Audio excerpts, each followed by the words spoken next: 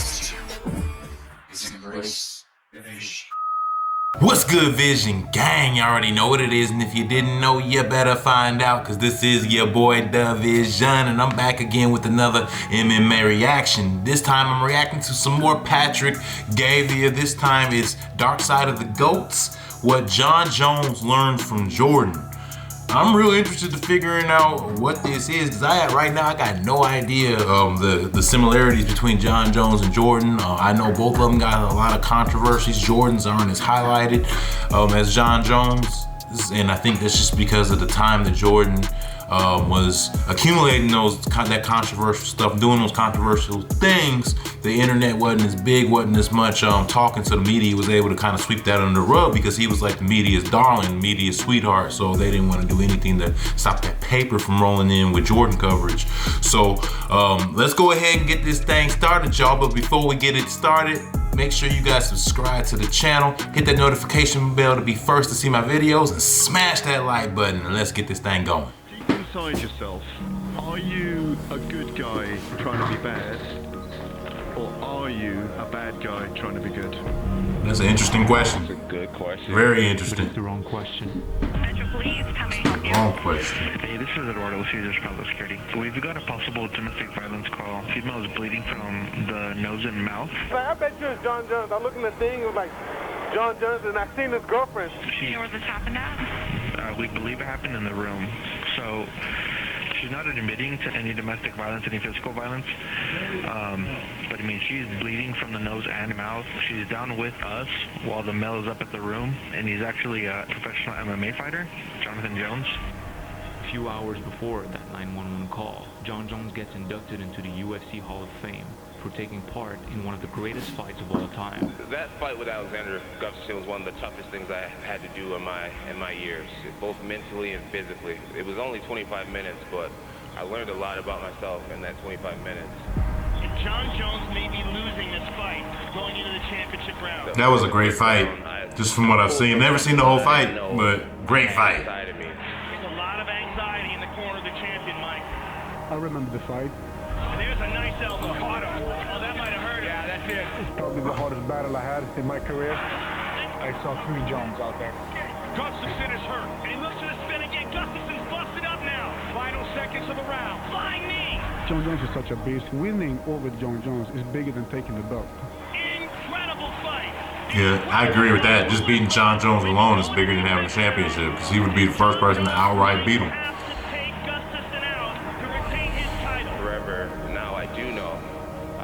What I'm like when things get tough. Gustafsson looks to take Jones a nice uppercut.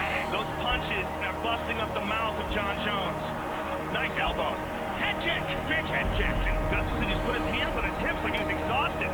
Another head kick. Both of these guys are pushed to their limit in this fight. Spinning elbow from Gustafsson. Hands up. Hands up. 30 seconds. And a head kick again. And another.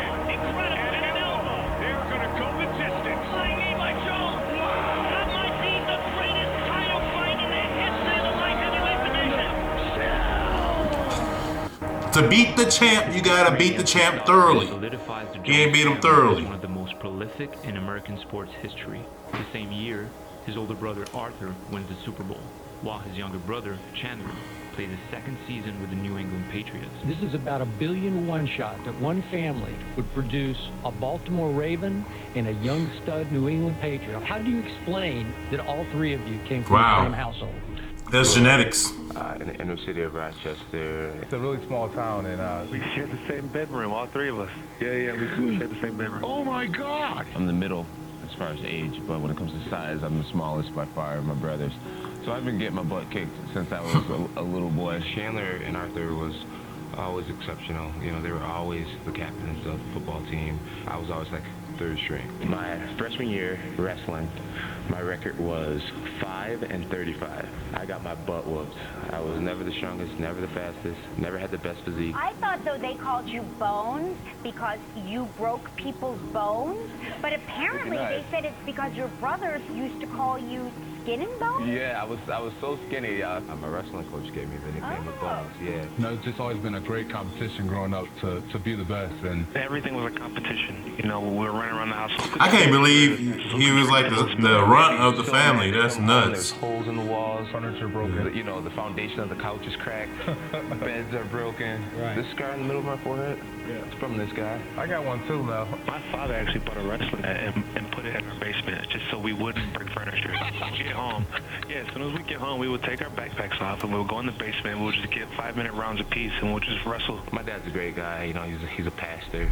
You know, him being a spiritual leader, you know, he really taught us the importance of faith and belief. I felt growing up he was always a little harder on me. You know, we looked a lot alike, and we had the same personality, so we would butt heads a lot. He was a guy who was so passionate about us succeeding in sports to the point where he made wrestling this competition for us, where he would give us $6 if we got a pin, $2 if we won, like in the finals. My mom's really the bully of the family. That's where John get it from. She's the strong one of the household. I think she wears the pants. Oh. My mom always taught us one fight. Tough moms. So it's common. Common in our community. I got kicked when I was a lot younger. A kid named Leonard. He came over, double leg dived me. My head hit the concrete so hard that my eyes started watering. This guy ground and pounded me. And then my mom was such a saint. She came outside and gave this boy a big old hug and was like, "Oh wow, I've been thinking so that baby." No one believes that guy. I remember from a young age, she's always kept us in the soup kitchens at our church. You know, feeding the homeless and. I always remember her character building. Women who dealt with domestic violence. Living a humble life.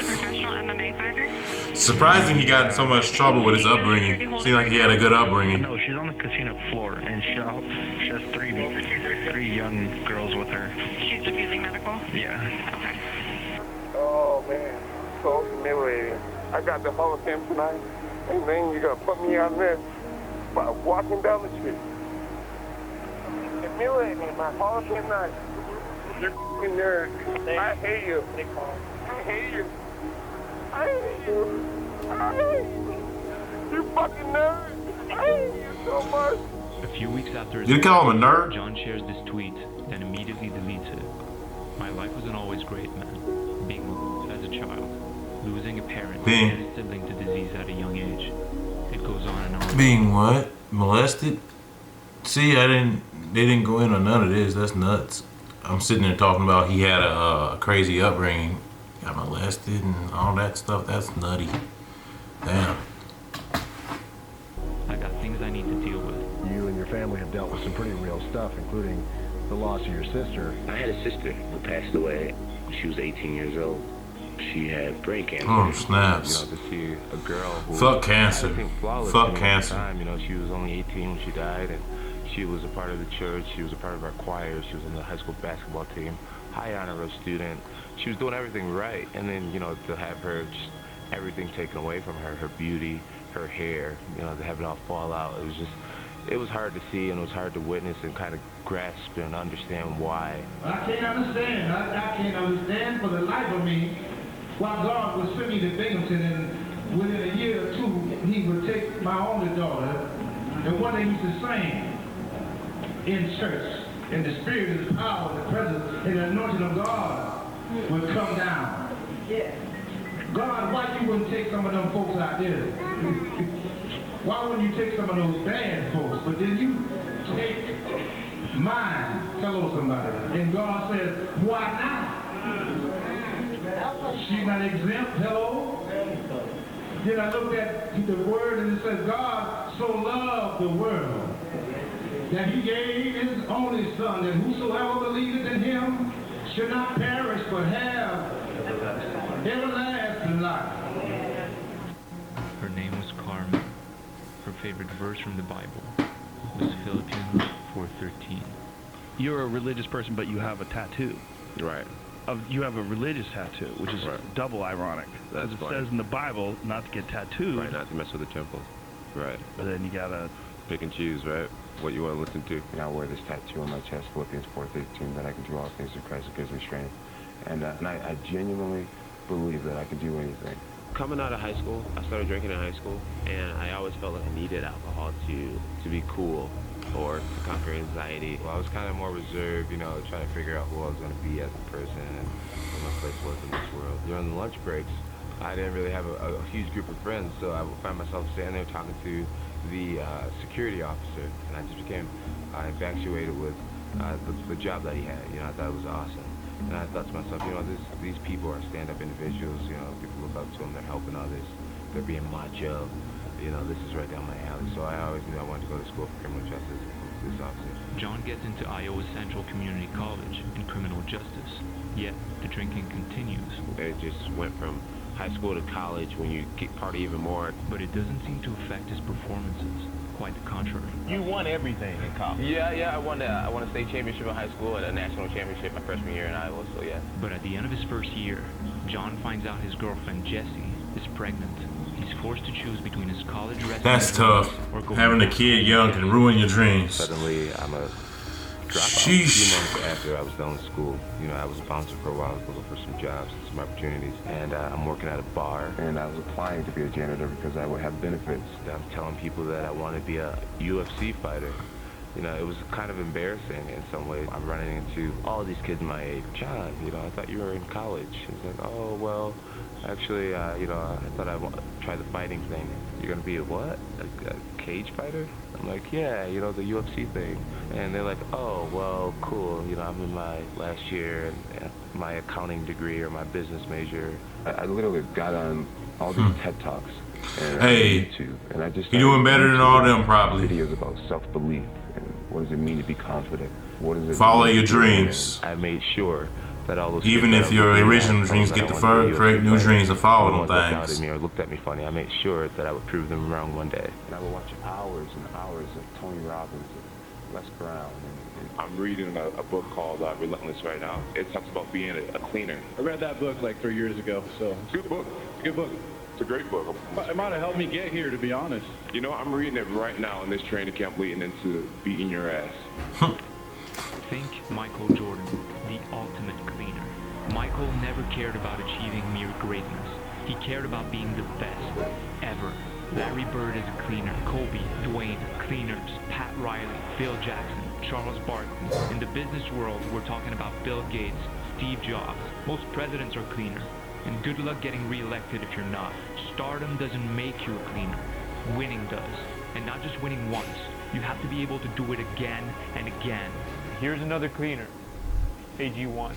You don't need to be an athlete to be a cleaner, but you do need to feel healthy and ready to go. That's why I drink AG1 every single morning before I get to work. I mean, Joe Rogan what the heck is this? A cleaner. I love athletic greens, okay. Is a cleaner. I've been taking athletic greens since 2012. And I've been drinking it since 2020, so what's all the fuss about?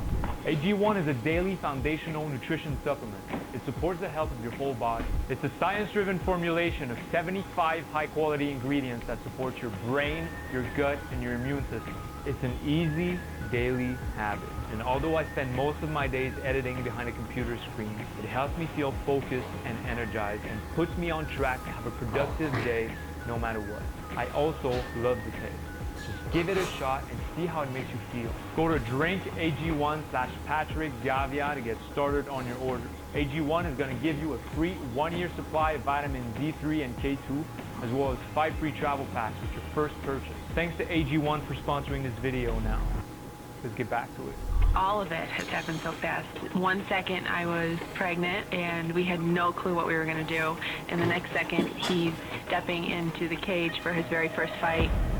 I made it to the UFC after only training for 4 months, which is really uncommon. And the moment they said, and the winner is John Bones. Only training for 4 months? Shit! Wow. Just beat somebody in the UFC. You know, I can do this. I can make a future for myself. He was an eager student. You know, John just wanted to learn. Okay. Very big imagination. Very eager to be the guy. You know, I remember we went out one time and he's like, oh man, what is it like to have, you know, people come up to you and want to take pictures? And I'm like, one day you'll find out, you know. So super ambitious. Very ambitious. Curious. Was he humble? Yeah, he was humble. Confident. But confident. I remember walking through Mandalay Bay. I talked to one of the guys, I think, on the PR staff. And he's like, right now I'm escorting you to your room and you don't, no one knows who you are. And he's like, you know, one of these days, people are going to swarm you when you walk through this arena. He's like, people are going to know who you are one day. And I was just like, like, yeah. He's like, yeah. So I was like, trust me, you just wait. Growing up, I always looked at, okay, so here we go. And like Tiger Woods before his controversy. I looked at these guys as being the ideal champion. I have a goal and I have a dream in the sport, and that's to make it to the very top of the ladder. Being some sort of leader and a role model to, younger athletes who want to do the same things or similar things. Now that we're, adults, we're still competing at everything we do to be the best, and we work hard every single day to outdo each other. I ain't done yet. The New England Patriots select Chandler. We in Times Square right here, and I'm feeling good. I'm feeling like $1 million right now. A lot of times people have a hard time finding what their true purpose is on this planet. I think it's the highest blessing to know what you're meant to do in this world.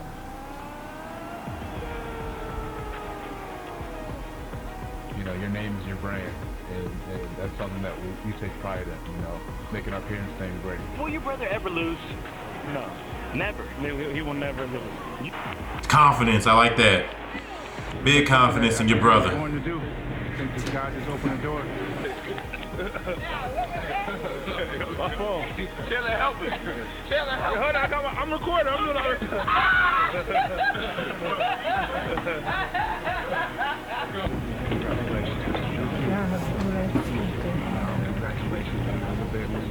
When you're a cleaner, you have a dark side that refuses to be taught good. John Bones Jones was arrested and charged with a DWI early Saturday morning. Police say Jones was behind the wheel of his 2012 Bentley, which crashed into a telephone pole. Jones admitted he was driving drunk.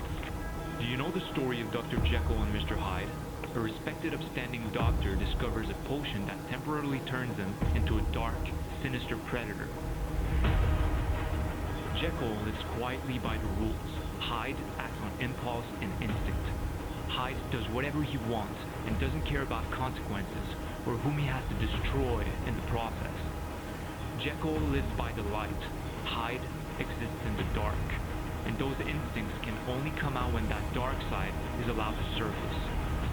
I don't know if there's a better example than Tiger Woods, whose now famous dark side led him to become involved with a dozen or so women who were not his wife. Tiger had done such a good job of wearing the mask and hiding his dark side that people were just blown away by the revelation that Jekyll was smiling for the camera and making the commercials, and Hyde was handling everything else. Once the story came out, his career began to deteriorate in every way conceivable. His dark side evaporated. That kind of energy simply can't survive in the light unless you're willing to stand up and say, yeah, so what? And you go right on doing whatever you were doing. That's how you keep your dark side dark. Deep inside you, there's an undeniable force driving your actions. The part of you that refuses to be ordinary. The piece that stays raw, untamed. The kind you keep in the dark, where you crave things you don't talk about. From the earliest age, you were taught those things were bad, don't touch, don't look, don't say that. So you stuck them away and learned you shouldn't want them. But instead, you just crave them more. That's who you are. It's not bad, it's not good. It's just your natural, untamed instinct telling you what it wants and driving you to get it. Sex, money, fame, power, success. Whatever you crave. Sex, money, fame, power, success.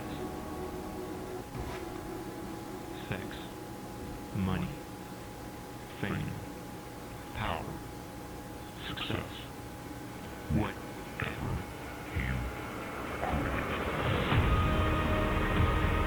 you destroying people. Yes, sir. I pulled from something that I didn't know I had inside of me. The dark side is your fuel, your energy. It excites you, keeps you on the edge, recharges you, fills your tank.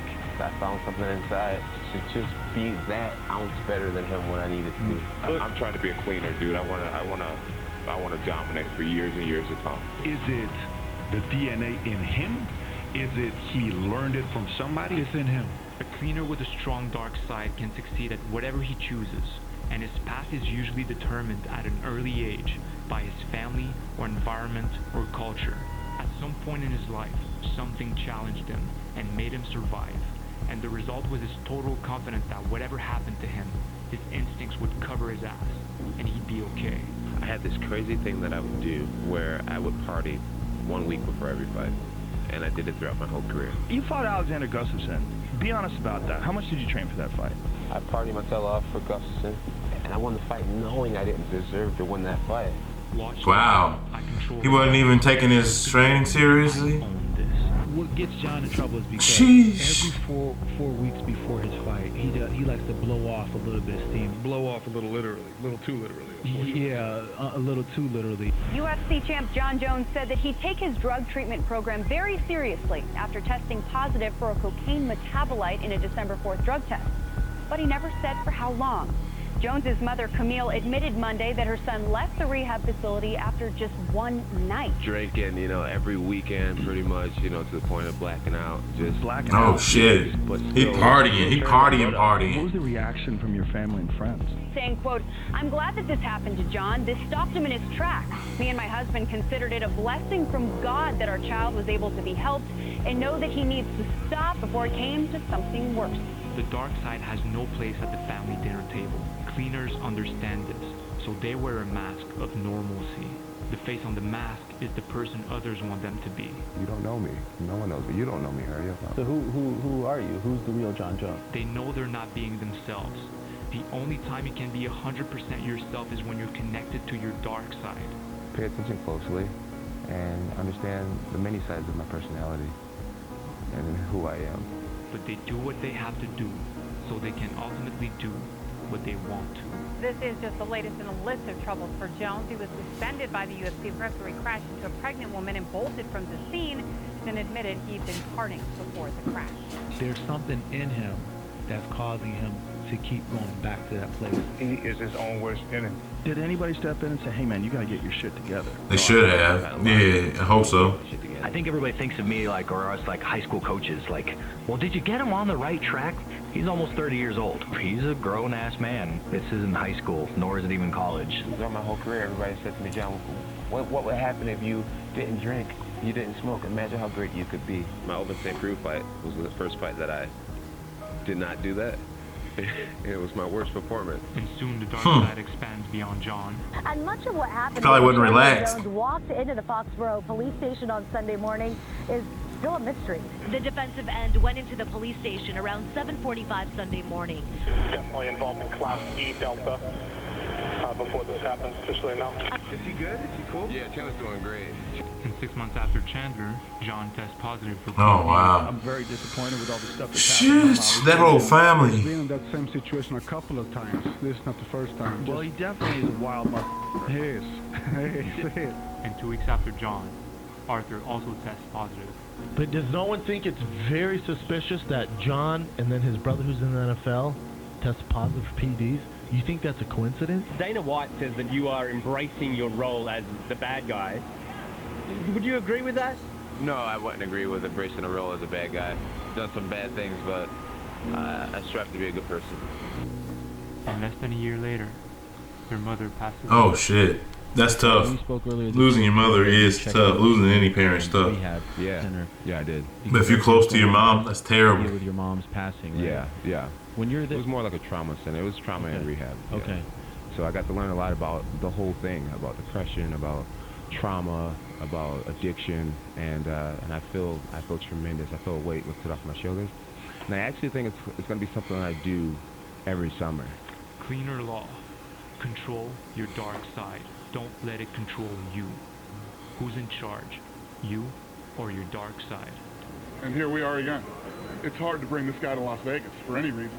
This guy's got a lot of demons, man. A lot of demons. Turn me in my foot whole damn night. This is all big and black. And what did I do? All these options. The cleaner controls his urges, not the other way around. The dark side isn't about taking stupid risks and getting in trouble. That would show weakness. You can feel your desires and act on them or not act on them. Your self-control is what distinguishes you from everyone else. Look at what happened to poor Dr. Jekyll. He ultimately killed himself when he realized Mr. Hyde, his dark side, was emerging on its own, and he could no longer control the uncontrollable. Sometimes people, they don't survive situations like that. Because they're so wild and they're having a good time too much and they're partying, and they're the champ. It has to But how does this all correlate to Jordan, though? Bring it to an end. It's gonna bring it to That's my one question I got remaining. Hurt me and kick me. What did I do? Thank you, my faulty. A black man can't drink. Getting elected into the Hall of Fame, and now this is what I got. You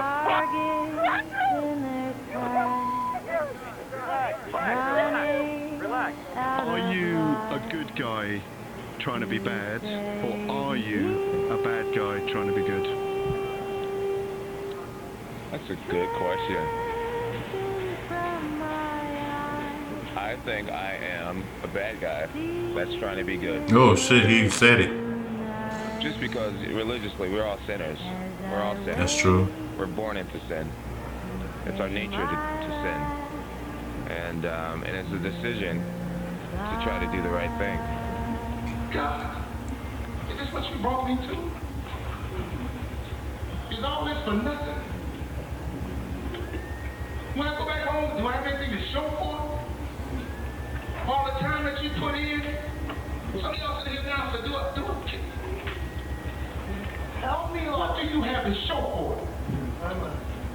I came for my Hall of Fame ceremony, and I'm black, and I have my friends, and I did nothing to you.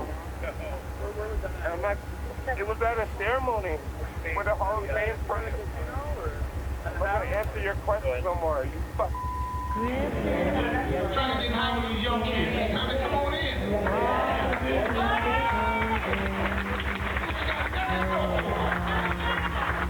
You got anything in your pockets, man? What did I do? It's okay, what did I do?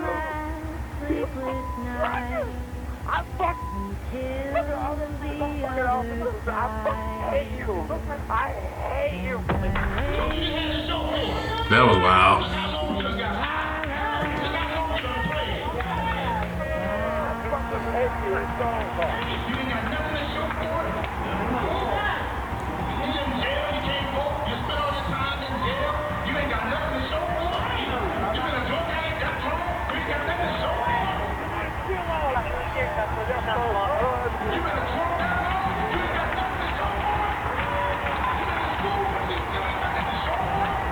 You did it, sir.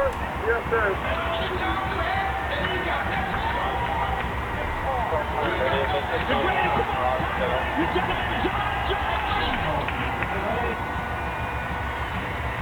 Last thing.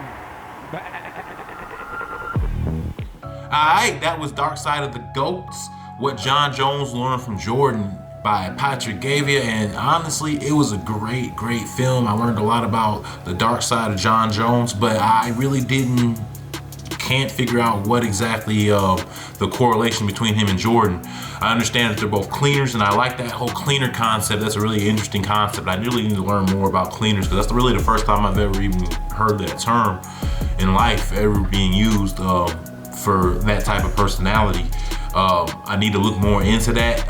But from what I saw in the video, Tiger Woods is more closer, like has a more closer career similarity than Jon Jones is in terms of being very successful than having a lot of dark issues.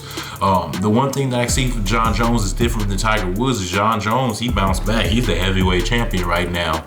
And his issues didn't derail his career like it did Tiger Woods.